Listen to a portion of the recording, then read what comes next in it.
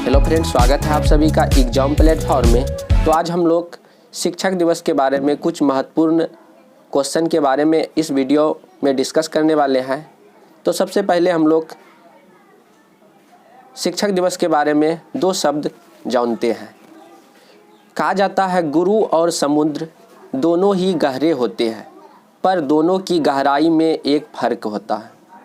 गुरु और समुद्र दोनों ही गहरे होते हैं, पर दोनों की गहराइयों में एक फ़र्क होता है।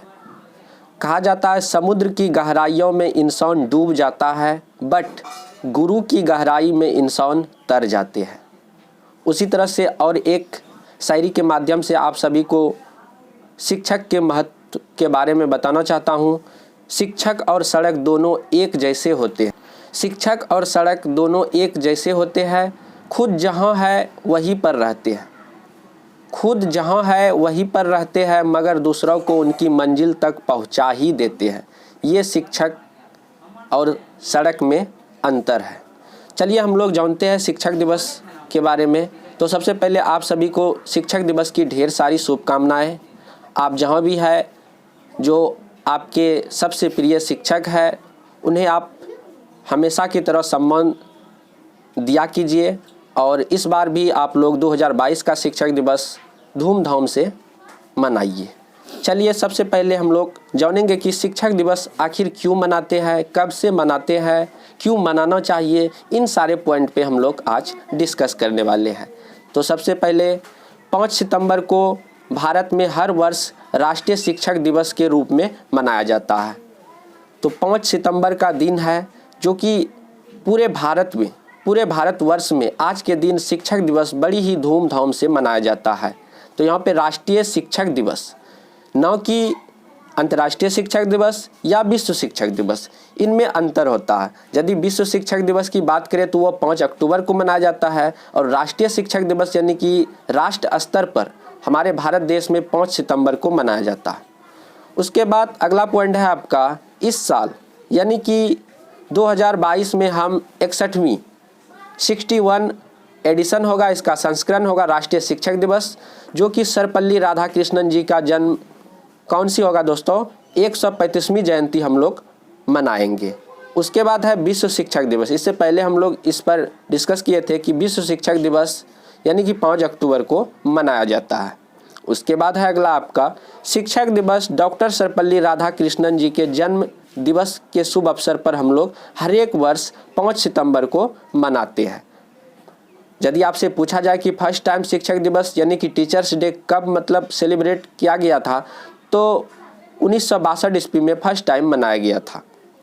उसके बाद डॉक्टर सर्वपल्ली राधाकृष्णन जी का जन्म 5 सितंबर 1888 को तमिलनाडु राज्य में हुआ था। बहुत ही ज़्यादा इम्पोर्टेंट पॉइंट है ये। यदि आपसे पूछा जाए कि डॉक्टर सर्वपल्ली राधाकृष्णन जी का जन्म कब हुआ और कहाँ हुआ, तो 5 सितंबर 1888 को तमिलनाडु राज्य में इसका जन्म हुआ था। उसके बाद है आपका अगला पॉइंट, डॉक्टर सर्वपल्ली राधाकृष्णन जी देश के प्रथम उपराष्ट्रपति और दूसरे राष्ट्रपति बने। बहुत ही ज़्यादा इम्पोर्टेंट, हमारे देश के प्रथम उपराष्ट्रपति डॉक्टर सर्वपल्ली राधाकृष्णन जी और दूसरे राष्ट्रपति भी बने। उसके बाद अगला आपका डॉक्टर सर्वपल्ली राधाकृष्णन एक दार्शनिक राष्ट्रपति थे।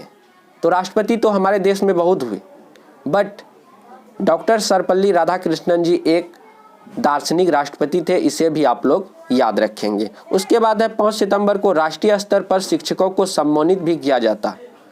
5 सितंबर का ऐसा दिन है जहाँ पे शिक्षकों को जो अच्छे अपने जीवन पे अच्छा कार्य किया है, तो उन्हें राष्ट्रीय स्तर पर सम्मानित भी किया जाता है, और राज्य स्तर पर भी सम्मानित किया जाता है, जिला स्तर पर भी सम्मानित किया जाता है। ये 5 सितंबर का कुछ महत्व है। उसके बाद है 1954 ईस्वी में पहली बार भारत सरकार द्वारा सर्वोच्च सम्मान भारत रत्न से सम्मानित किया गया।